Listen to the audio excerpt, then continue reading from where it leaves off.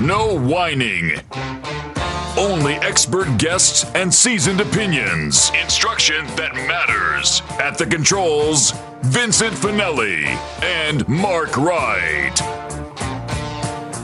And there is no whining today, and the reason why is we have Larry Pratt from Gun Owners of America on the line. This is a man who is literally a straight shooter, and we had Vincent is here with me, Larry, and we had a wonderful opportunity to meet you at the Get Prepared Expo back in May. And it is that was a nice program you put together. It was exciting having you there, and it's exciting having you here on USA Prepares, the radio program on KWTO. Larry, you are broadcasting throughout 5 states and the Ozarks. A lot of people are listening, and a lot of people are excited about hearing you on the radio today. Well, that's very kind of you. I'm delighted to have your microphone because, as you know, there's an awful lot that's been happening that's just stunning here in Washington, where the federal agency, Bureau of Alcohol, Tobacco, Firearms, and Explosives, has been caught red-handed committing numerous violations of law. The cops have been arming the crooks. That's just astounding. The bottom line.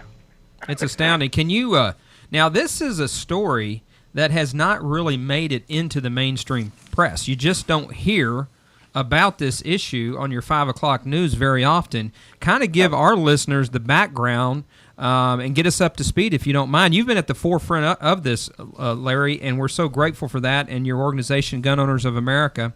Let our listeners know.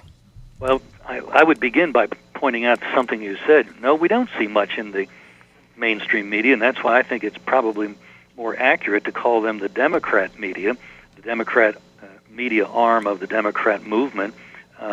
They don't want any more trouble for their guys than they can help, and so, you know, if this were Richard Nixon, they would be rightly all over him. But, Richard Nixon didn't have 150 bodies to cover up, and that's how many people we know of that have so far been killed by crooks using guns that were allowed to just walk out of the country by this federal agency, the ATF.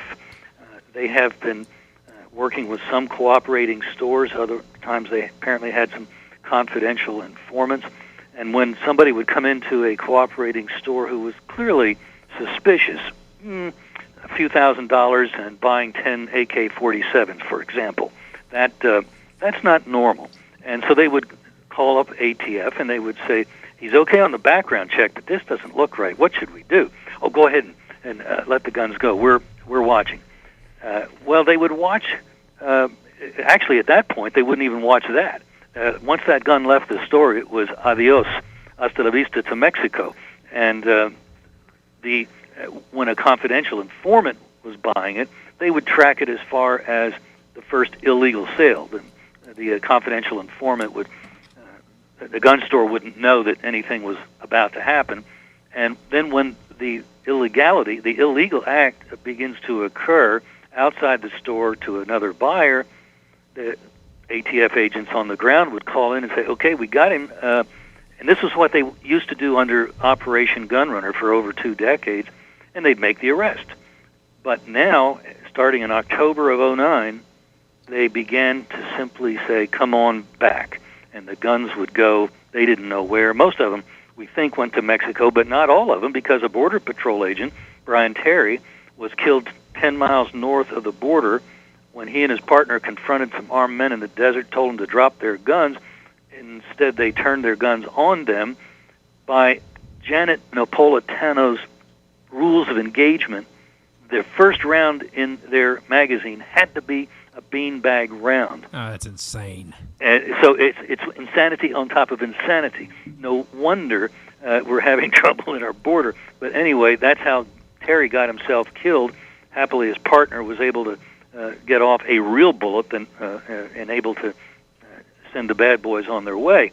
And they left a couple of guns as they fled, which turned out to have come from one of these stores that either unknowingly or was told to make the sale. And we now know from hearings that have been conducted last week by Representative Darrell Issa of California, the chairman of the House Oversight Committee, we know that weekly reports were being given to the acting director, Kenneth Melson, and in those reports, it was noticed that they were rather satisfied that the violence rate was increasing in Mexico. Now, when you had agents testifying that we told them this was nuts, this is not law enforcement. When you start doing this fast and furious stuff, this is going to get somebody killed. Well, and it has. And it has 150 somebodies, and I don't know how many Mexicans it would have taken, but once the Border Patrol agent got killed, that's what started pulling the chain for sure on the first whistleblower that came forward, John Dotson. And these are, I'll tell you what, the agency shouldn't exist. It doesn't have constitutional warrant. Larry, but these are really brave people. Yes, they are. I was thinking, we had the Iran-Contra affairs where, supposedly, Oliver North, we were getting guns and ammunition and weapons into the hands of who? Freedom fighters down in Nicaragua. And we were trying to stop the spread of communism down there. And that blew up, and we had the hearings, and eventually Reagan apologized. Now we have a government agency doing something similar in regards to arms. But these arms are not falling into the hands of freedom fighters. They're falling into the hands of drug lords who, in turn, are killing our own guys. They're not even going out of one sector. We know that stores all along the border have been involved in this willingly or not, and that means that different gangs, different cartels have been getting guns this way. Let's keep one thing in perspective. While this is unbelievable that they would do this, they were stringing a narrative that 90% of the crime guns, as they call them, guns that have been used in crime in Mexico, were coming from the United States. Well, that was true of those that the Mexicans gave us to trace. But of all the guns that the Mexicans have found at crime scenes, one set of numbers indicated it was 120,000, and of that, 9,600 traced to the United States. And if you take out the 2,500 guns that we think went down from Fast and Furious, then you're down with a number that's about, 2% of the entire quantity of guns. Most of the guns used in Mexican crime, and I made this point earlier this week on Univision. Since I speak Spanish, I was able to talk to them about this, and they're very concerned because they're a Mexican network, and they were kind of aware that, a lot of the guns come from the Mexican military when they just sell them out of arsenals. They just go walking, disappear. And a bunch of them have come in from Central American countries left over from conflicts. One of them would have been the Nicaraguan. Another country that's had a lot of conflict is Guatemala and, of course, El Salvador. And so that's where the overwhelming number of guns are coming from.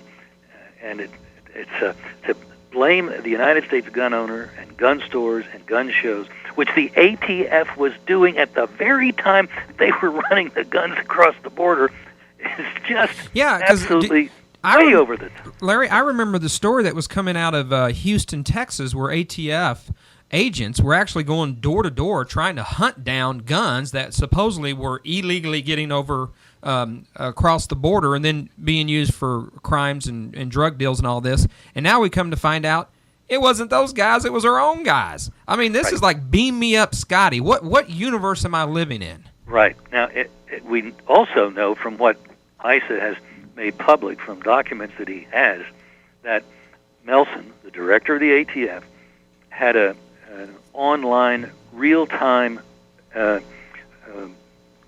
show that he was able to get a password and look at, and he could watch one of the stores that was forced to cooperate as guns were actually being sold in these nice big quantities. Kind of like, boy, this is at the movies. Give me some more popcorn there, Charlie. Oh, great. Give me another AK and 10 rounds to go, boys. Now, great. One of the more dramatic things at the hearings, and I'm rather impressed with Representative Issa. He's done an extremely thorough job. He was very well prepared, and he kept the Democrats under control. They tried to turn it as a gun control spin, and he wasn't having any of that, and he very quickly cut that off. What you had to wait to the end of the second hearing, and then he brought up a guy by the name of Ronald Weish, the Assistant Attorney General for Legislative Affairs, and the guy first made his opening statement. And rather than even say, thank you very much for coming or anything, the guy had been talking about how much they wanted to cooperate with Mr. Issa. And so Issa pulled up 3 pages that were completely blackened out, redacted in toto, and said, you sat there just now and talked about all the cooperation you've been giving us when I've got hundreds of pages like this that you've been sending us. Please, get real. And by the end, he's holding up another piece of paper, a letter that had been earlier written by Weish, assuring Issa that they didn't knowingly have any guns running into Mexico. And he said, well, now that we've found out today that that's a lie, what are you going to say about that? And he said, well, I didn't really write that letter. It was a committee, and I don't know who wrote that sentence. And so, and not bad for being cold cocked. But anyway, Issa said, I want you to go and find out who wrote that sentence and get back to me. And he said, I cannot commit to that. So, hey, Mr. Chairman, go take a hike. So I think here's what's going to happen. We're probably going to see at least one more hearing. We're going to see a lot more subpoenas, and a lot more subpoenas being ignored. We're going to take this bottom of the hour break, Larry, and then we're going to come back on the other side, and we're going to talk about what potentially the results, the consequences of this illegal action on behalf of our own ATF agents. So just hold on right there. This is Mark Wright and Vincent Finelli on USA Prepares, the radio program. We'll be back in just a few minutes with Larry Pratt, Executive Director of Gun Owners of America.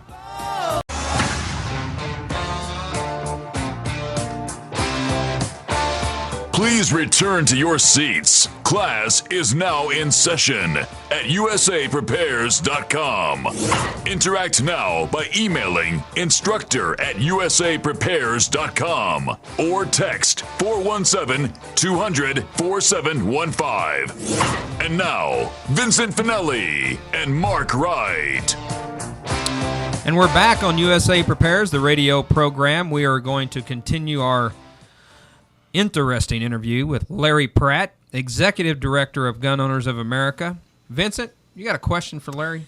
I do. Larry, as you know, I used to live in the Commonwealth of Virginia. I went to a gun show many, many years ago, and there was an extraordinary amount of authorities walking around the parking lot. And at this gun show, people were very reluctant to buy anything because it just felt so uncomfortable. Couple days later, that was a period of time when they were doing that specifically to intimidate people. They hate gun shows, and that was one of the tricks they came up with.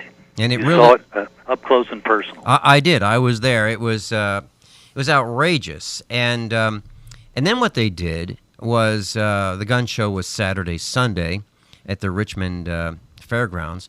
And then what these authorities did was show up at the people's houses that were in attendance at the gun show. And how did they know? Well, they wrote down license plates in the parking lot.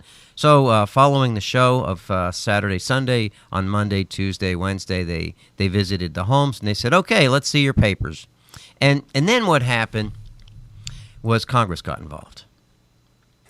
And they said, this has got to stop. So it seems like the government is doing the evil. And what do we do about it? Well, hopefully this horrible scandal that ATF has been caught up in is going to give us an opportunity.